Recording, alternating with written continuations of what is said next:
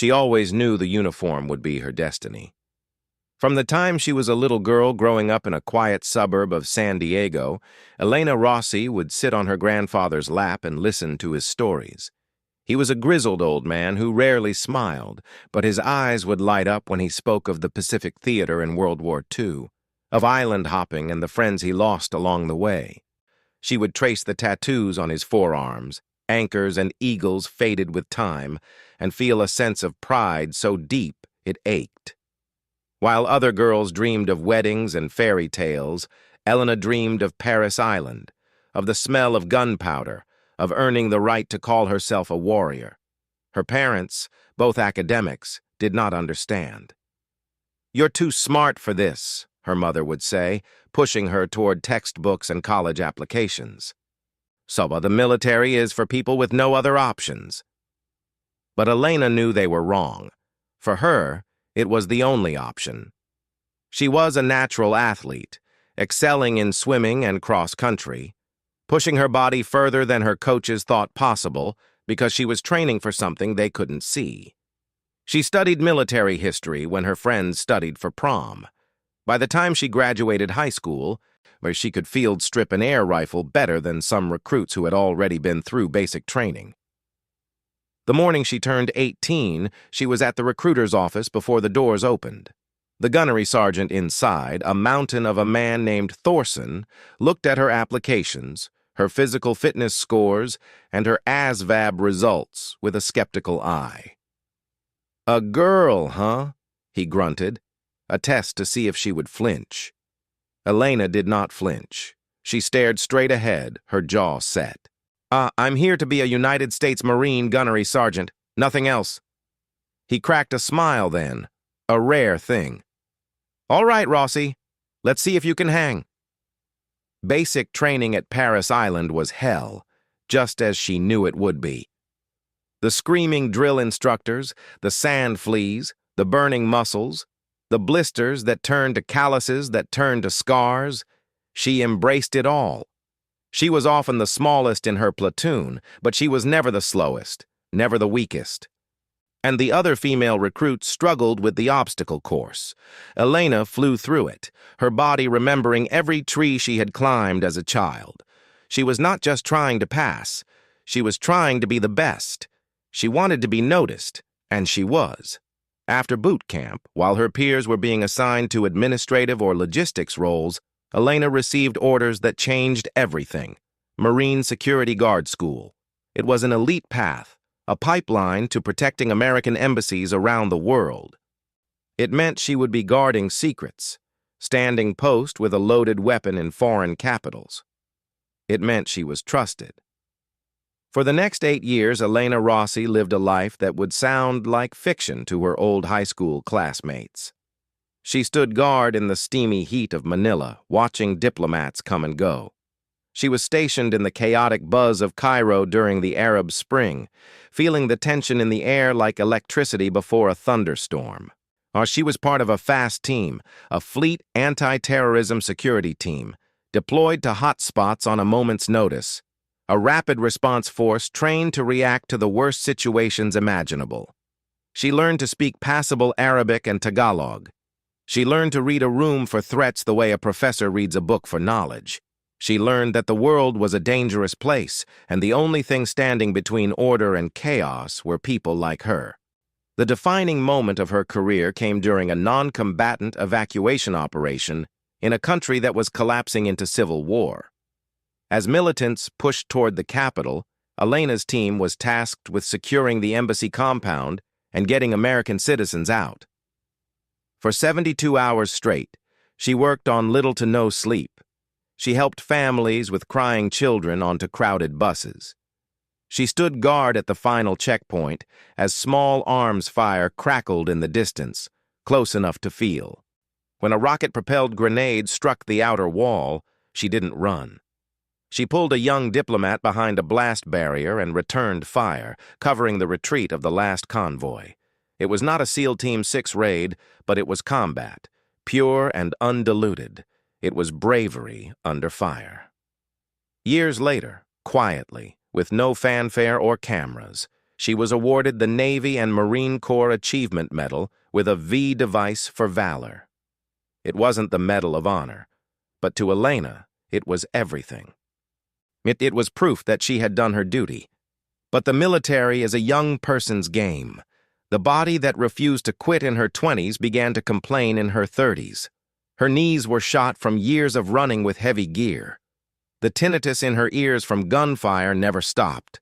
And the memories, the faces of the people they couldn't save, the sound of the explosions, began to pile up like heavy stones on her chest.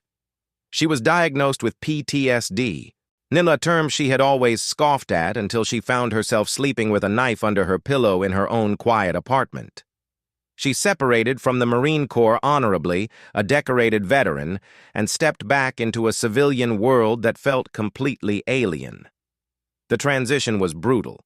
The skills that made her a good Marine, hypervigilance, distrust of strangers, a preference for direct action over small talk, made her seem strange and antisocial in the corporate world. She bounced between jobs. It's security guard, personal trainer. Nothing felt right. The camaraderie was gone, replaced by office politics and passive-aggressive emails. She missed the simplicity of the mission.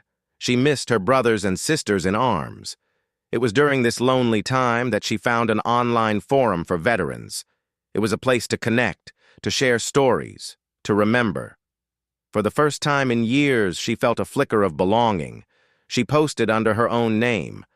She was sharing anecdotes about her time in the Marines, her deployments, the embassy duty. The responses were positive. Other vets appreciated her stories. Civilians on the forum called her a hero. It felt good to be seen again. One day, a user named Doc Holliday sent her a private message. He was a friendly guy, claiming to be a former Navy corpsman who had served with the Marines. They struck up a friendship. He understood her lingo, her humor, her darkness. They talked for months. And he shared his own stories of combat, of saving lives on the battlefield. He was the closest thing she had to a battle buddy in years. When he suggested they meet in person at a veterans rally in Washington, D.C., she agreed. It felt safe. It felt right. The rally was massive. Thousands of veterans filled the National Mall, wearing hats and jackets denoting their units. Elena felt a surge of pride walking among them, but she wore a simple black T-shirt with the Marine Corps emblem on it and a baseball cap. It was her uniform now. She and Doc had agreed to meet by the Lincoln Memorial. As she walked, she felt the familiar weight of eyes on her, the way she moved, the way she scanned the crowd. It was muscle memory. She finally spotted him. He was tall, with a friendly face and a thick beard. He was wearing a navy ball cap. "Elena?" he asked, extending his hand. "Doc?" she replied, shaking it. For an hour, they walked and talked, and it was wonderful. He was exactly as he had seemed online. Then, disaster struck.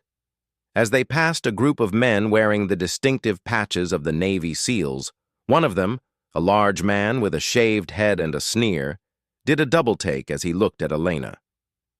"Hold up," he said, his voice loud and aggressive. He stepped into her path, blocking her way. "I know you." Elena tensed, her body reacting before her brain could catch up. "I don't think so," she said evenly. "Well, yeah, I do," the man insisted, pointing at her. "You're that chick, the fake, the one online who pretends she's a damn SEAL. Stolen valor, baby. We don't like your kind here." The accusation hit Elena like a slap. "I never said I was a SEAL," she said, her voice dangerously quiet. "I'm a Marine. I was MSG. I was fast. I don't need to pretend to be anything else." But the man, whose name was Kyle, was not listening. He was drunk, or high on his own self-importance, and he had found a target. He started shouting, drawing a crowd. "You hear that? This woman is a stolen valor artist. She's probably wearing medal she never earned." Doc tried to step in, but Kyle shoved him back. "Stay out of this, squid." The situation escalated terrifyingly fast. Someone in the crowd mentioned they were friends with a Capitol police officer. Within minutes, the police arrived. Elena tried to explain, but Kyle and his friends were loud, aggressive, and convincing. They were the real veterans, the elite warriors. Elena was just a woman in a t-shirt. The police, faced with a chaotic situation and aggressive accusers, made a decision. They handcuffed Elena. "Ma'am, you're going to have to come with us. We'll sort this out at the station." As they led her away, she heard Kyle laughing. "That's right. Take the faker away." Doc watched, horrified, as his friend was marched off in cuffs. The holding cell was cold and impersonal. Elena sat on a metal bench, her mind reeling. And she had dedicated her life to service. She had bled for her country. She had stood her ground when rockets were flying. And now she was in a cell, accused of being a liar and a thief. The police had taken her bag, her phone, and her wallet. They had not listened to a word she said. She felt the familiar signs of a panic attack, the racing heart, the shallow breath, and forced it down using the techniques the Corps had taught her. Control, focus, assess the situation. But there was nothing to control. She was trapped. After a few hours, an officer came and led her to an interrogation room. She was still in handcuffs. Across the table sat a severe-looking man in a suit. He introduced himself as a prosecutor, David Chen. He looked at her with undisguised contempt. "Ms. Rossi," he began, sliding a piece of paper across the table. "You are being charged with impersonating a member of the Navy SEALs under the Stolen Valor Act. You were heard by multiple witnesses, including several decorated veterans, claiming to be a SEAL. Additionally, you were seen wearing a SEAL trident pin." He pointed to her hat, which the police had bagged as evidence. On it, alongside the Marine Corps emblem, was a small trident pin, a gift from a friend she had served with in the Marines, a SEAL who had told her she had the heart of his community. Elena stared at the pin, then back at the prosecutor. "I am a Marine," she said, her voice hoarse.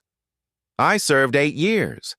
I was awarded the Navy and Marine Corps Achievement Medal with Valor. I never, ever said I was a SEAL. That pin was a gift. It's not illegal to own a pin." David Chen sighed, as if dealing with a stubborn child. "That's not what the witnesses say. And quite frankly, Ms. Rossi, your record is thin. We've done a preliminary check. There's no mention of you being in any special operations units.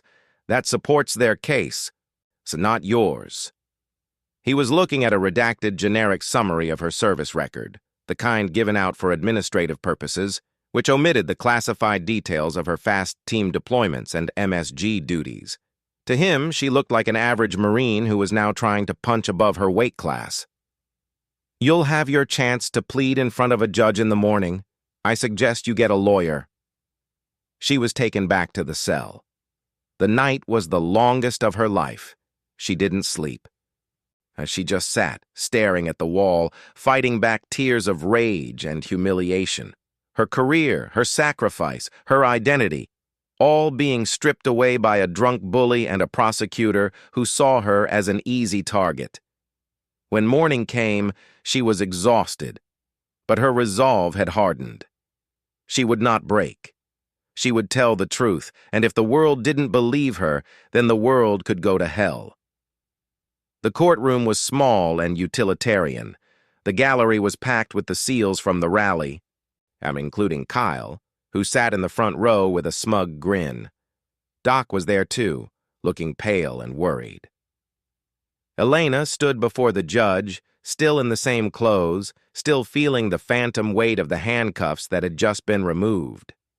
The judge, Patricia Williams, was an older woman with sharp eyes and a no-nonsense demeanor.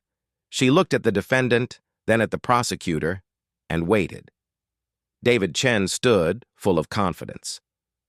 "Your Honor, the defendant, Elena Rossi, is charged with violating the Stolen Valor Act. At a veterans rally yesterday, she held herself